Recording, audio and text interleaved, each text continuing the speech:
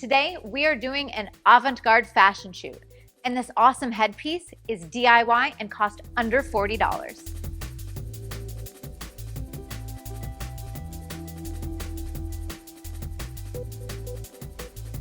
Hey everybody, Lindsay Adler here.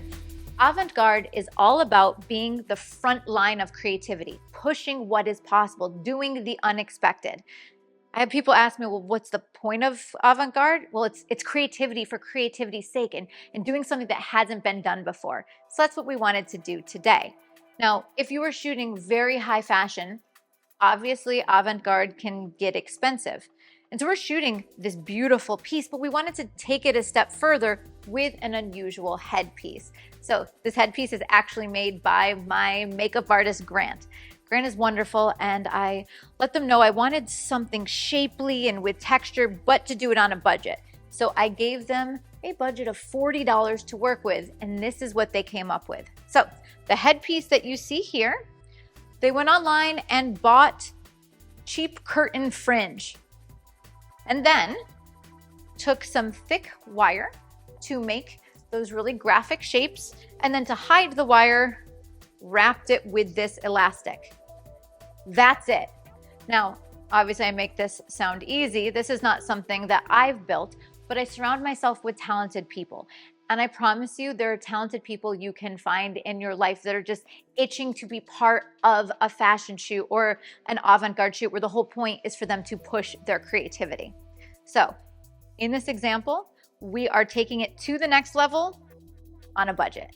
So we have our great styling, the avant-garde headpiece, and then the part of the equation that I bring to life is my lighting. And so what I wanted to do is study this and take what I thought was interesting about it and then try to reflect that in the lighting. So I love the shapes and I love the silhouette of the clothing as well. And so I want my light to reinforce that. So today I'm going to do really interesting light that has a lot of shapes, and we're going to do this with only 2 lights. So what I'm going to do is I'm going to build this in one by one so you can see how all the pieces work together. For our first light, we're actually going to begin with the background light because this is what's going to create a graphic shape. So that light is over the left-hand side and is a Profoto Pro D3, and on it is a Westcott Optical Spot with a 50mm lens. Now, the reason I love this modifier is because it allows me to create slices of light and shapes of light, and that's exactly what we're doing here. We've closed down the shutters built into the modifier to create that triangular shape, and my intention is for that to frame my subject. Now, when you are creating shapes on the background and you want to fit your subject within that frame, I always recommend that you try a zoom lens.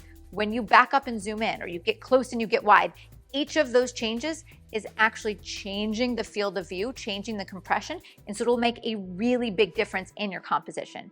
So what I am shooting today is the Canon R5 Mark II, and then on it is the 24-105 2.8 lens. So this is going to give me flexibility. We're going to start off with just that background light, and I'll show you what it's looking like. You can already see how interesting the shot is just with the background light, because the background light is creating this graphic and really powerful shape. With her silhouette and that shape, that's pushing me in the direction of the avant-garde I want. But you'll also notice that there's another interesting feature we've added to this frame, and that is the floor. She is standing on a reflective surface called Mylar.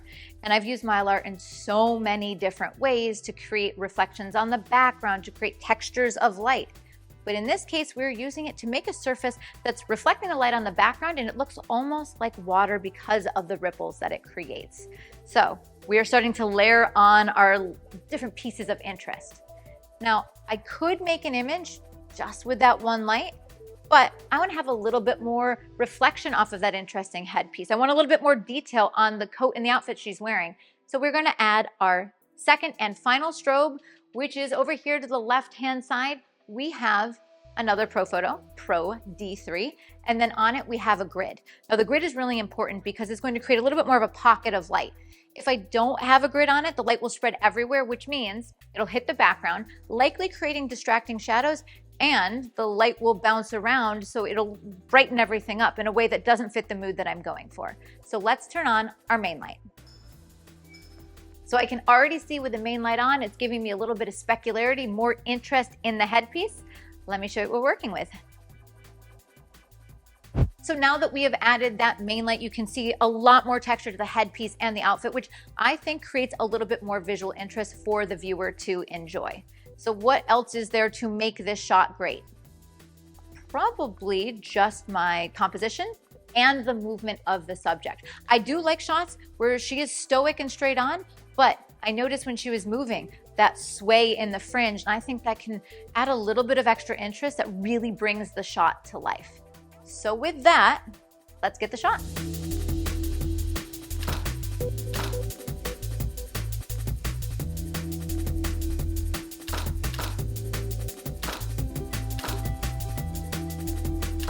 As you look at these images, they are the definition of avant-garde. It is pushing creative bounds, but to make this image interesting, it takes an entire team.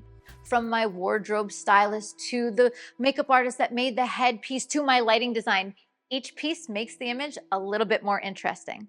So I encourage you to try something new, try something not average, unexpected, but remember, it does not have to cost a lot of money.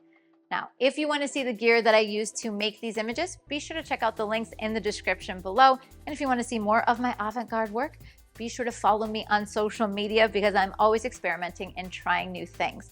And by the way, if you check out this gear and you do want to pick it up, of course, you want to check that out at adorama.com. See you next time, guys.